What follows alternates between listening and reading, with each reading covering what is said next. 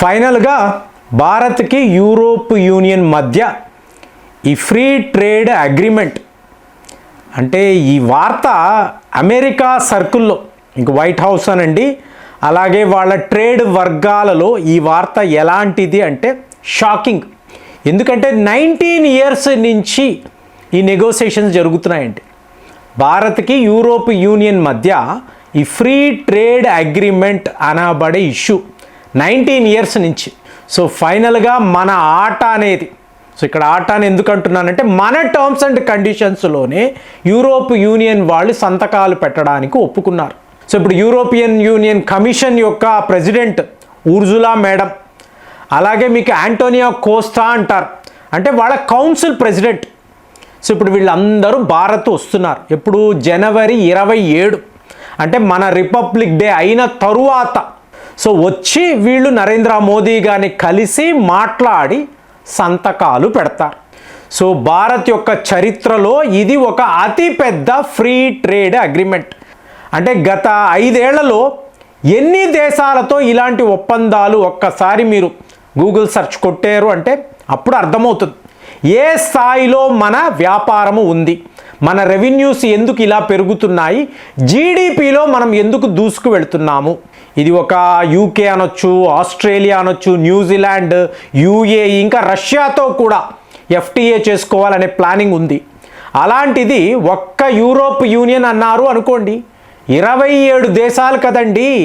ఇదే ఆషామాషి వ్యవహారము కాదు.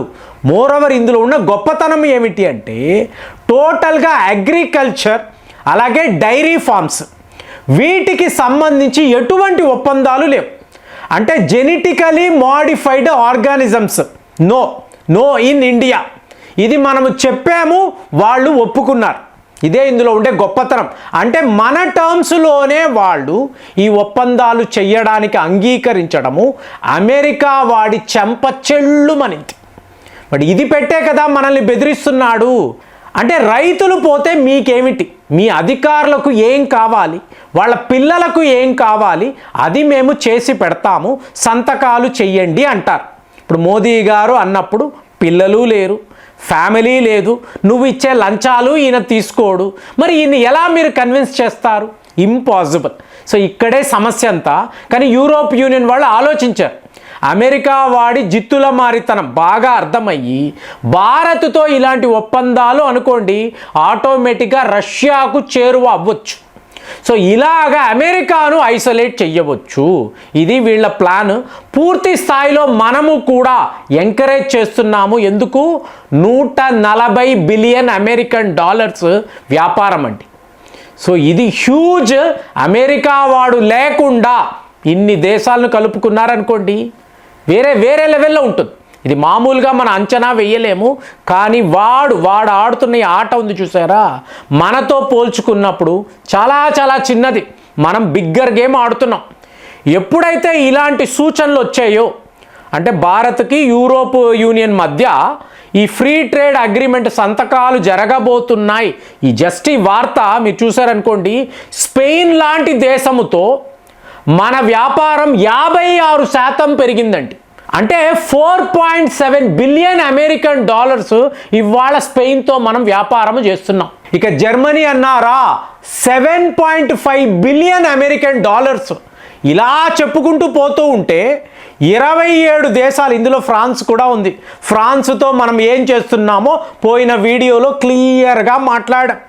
సో టోటల్ ప్రపంచానికి భారత్తో పని ఉంది కాబట్టే పని కట్టుకొని వీళ్ళందరూ ఢిల్లీ వచ్చి వాలిపోతున్నారు. ఇందులో ఒక గమ్మత్తైన విషయం చెప్పమంటారా? ఈ వ్యాపారము జీడిపి ఇదంతా ఓకేనండి, మీరు ఈ ప్రోడక్ట్స్ చూడాలి. ఇప్పుడు రష్యా అన్నారు అనుకోండి, 300 ప్రోడక్ట్స్ను మనం ఐడెంటిఫై చేసాం. వీటినంతా మనం రష్యా పంపించవచ్చు, ఎక్స్పోర్ట్స్ పెంచుకోవచ్చు. ఇదే పని అండి, ఇదే పని. జీడిపిని ఎలా పెంచుకోవాలి ఒక్క దాని మీదే మీరు ఫోకస్గా ఉన్నారనుకోండి, మీరు లీప్స్ అండ్ బౌండ్స్ మీరు సాధించవచ్చు. సో ఇప్పుడు యూరోప్ యూనియన్ అన్నప్పుడు టెక్స్టైల్స్ అంటున్నాం, లెదర్ అంటున్నాం, ఫార్మాసిటికల్స్, ఎలక్ట్రికల్ మిషనరీస్, అలాగే పెట్రోలియం ప్రోడక్ట్స్. ఒకప్పుడు అమెరికా మీద ఓవర్ డిపెండెంట్గా అమెరికా వాడు కొనుక్కుంటాడు. ఇవాళ మనల్ని బెదిరిస్తున్నాడు కదా, అలాగే వ్యాపారాన్ని యూరోప్ యూనియన్ వైపు తిప్పేశాం. సో ఇప్పుడు వాడికి అర్థం కావట్లేదు, అమెరికా వాడికి మన మీద వీళ్ళని బెదిరిద్దాము అంటే మనమే మునిగిపోయే పరిస్థితి ఏర్పడింది కదా. అర్జెంటుగా భారత్తో ఫ్రీ ట్రేడ్ అగ్రిమెంట్ పెట్టుకోవాలి, ఇది వాళ్ళ ఆలోచనలు. కానీ మనము మాత్రము సాలిడ్గా ఎక్కడ ఎవరితో ఏం మాట్లాడాలి, ఏం చెయ్యాలి, ఎలా చెయ్యాలి, చేస్తే మనకు ప్రాఫిట్స్ ఏమిటి. సో లాభదాయకమైన వ్యాపారము అనేది ఒక ఫండమెంటల్ ఫార్ములాలా పెట్టుకున్నాము. ఫైనల్గా మీకు యూరోప్ యూనియన్ వాళ్ళు కూడా ఇందులో ఎస్ మీరు ఎలా చెప్తే అలాగే. ఎందుకు ఇలా అంటున్నానంటే మన యొక్క టర్మ్స్ అండి, మనము ఏం చెప్తున్నామో దానికి అనుకూలంగా వాళ్ళు స్పందించడం. రైతుల విషయంలోకి రాకండి, అగ్రికల్చర్ సెక్టార్ అనే దానికి మీకు మాకు సంబంధము లేదు, డైరీ ఫార్మర్స్ విషయంలో మీరు కలగజేసుకోకండి అంటే ఓకే అన్నారండి. ఇన్నేళ్ల పాటు ఇదే కదా గొడవ. యూరోప్ అండి, మేము యూరోపియన్స్, సో మేము ఏం చెప్తే అది కదా మీరు వినాలి, ఇది కదా అన్నారు. ఇప్పుడు ఒక యూకే అన్నారంటే యూరోపియన్స్, ఆస్ట్రేలియాలో ఎవరుంటారు యూరోపియన్స్. సో మేము చెప్పినట్టే మీరు వినాలి అనే ఒక టర్మ్స్ వాళ్ళు పెట్టేవాళ్ళు. కాబట్టి ఇన్నేళ్ల పాటు 19 ఏళ్ల నుంచి కూడా మీకు ఈ నెగోసియేషన్స్ ఇలాగే ఉన్నాయి. కానీ లాస్ట్ 10 years నుంచి మీకు ఓడలు బళ్ళు అవుతాయి, బళ్ళు ఓడలు అవుతాయి అంటాం చూసారా, అలాగ టర్న్ ఆఫ్ ద ఈవెంట్స్ మీకు మారిపోవడము, ఇవాళ భారత్తో వ్యాపారం చేయడమే మా అదృష్టము అనేలాంటి ఒక సిట్యువేషన్ని మీరు క్రియేట్ చేసేసారు. ఎందుకంటే పెట్రోలియం ప్రోడక్ట్స్ అన్నారు అనుకోండి, మనము ఇవాళ యూరోప్ యూనియన్ వాళ్ళకి హైయెస్ట్ లెవెల్లో సప్లై చేస్తున్నాం, రష్యన్ ఆయిల్సే. అయినా కూడా ఇవాళ వాళ్ళు అర్థం చేసుకున్నది ఏంటి, మనము భారత్ లాగే రష్యాతో ఉండుంటే ఈ అమెరికా వాడు చెప్పాడు కదా అని చెప్పి విని సర్వము పోగొట్టుకున్నాము. ఇవాళైనా జ్ఞానోదయం కలిగింది. మనము భారత్ రష్యా లాంటి దేశాలతో వీళ్లను మిత్ర దేశాలుగా కలిగి ఉంటే ఈ మిత్ర లాభము అనేది ఉంటుంది. ఇవాళ ఎనర్జీ సెక్టార్లో ఇంత పెద్ద క్రైసిస్ ఉండదు కదండి. రష్యాకు యుక్రెయిన్ మధ్య యుద్ధము అంటే మాకేంటి, 27 దేశాలు ఉన్నాము కదా, రష్యాతో యాజ్ ఇట్ ఈస్ వ్యాపారం చేసుకోవచ్చు కదా.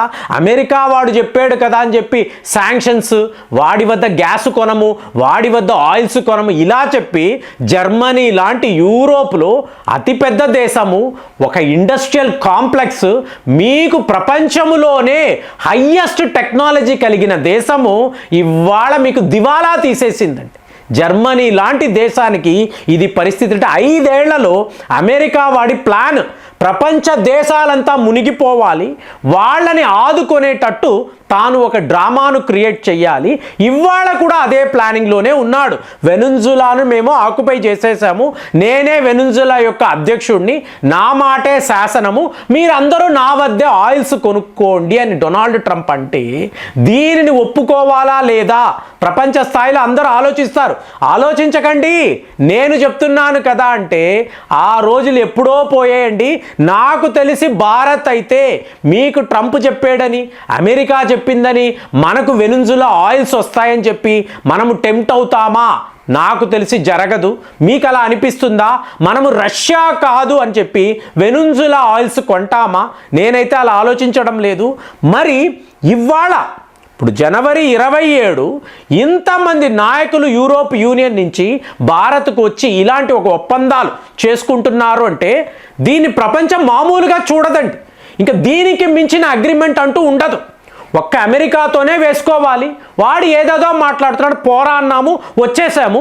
ఇవాళ ఇలాగ ఫైనల్గా నేను చెప్తున్నా కదా, the final nail in the coffin అంటారు చూసారా, సరిగ్గా యూరోప్ యూనియన్తో ఈ ఒప్పందాలు అయిపోయాయి అనుకోండి, అప్పుడు మనము కింగ్ అండి, ఒక సూపర్ పవర్ అండి, ఒక గ్లోబల్ పవర్.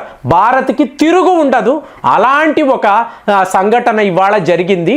మరి జనవరి 27 వరకు మనము వేచి ఉండాలి. మరి అలాంటప్పుడు భారత్ యొక్క జీడిపి ఏ స్థాయిలో పెరుగుతుంది, మీకేమనిపిస్తుంది? కామెంట్స్లో రాయండి. మళ్ళీ వచ్చే వీడియోలో కలుద్దాం. జై హింద్.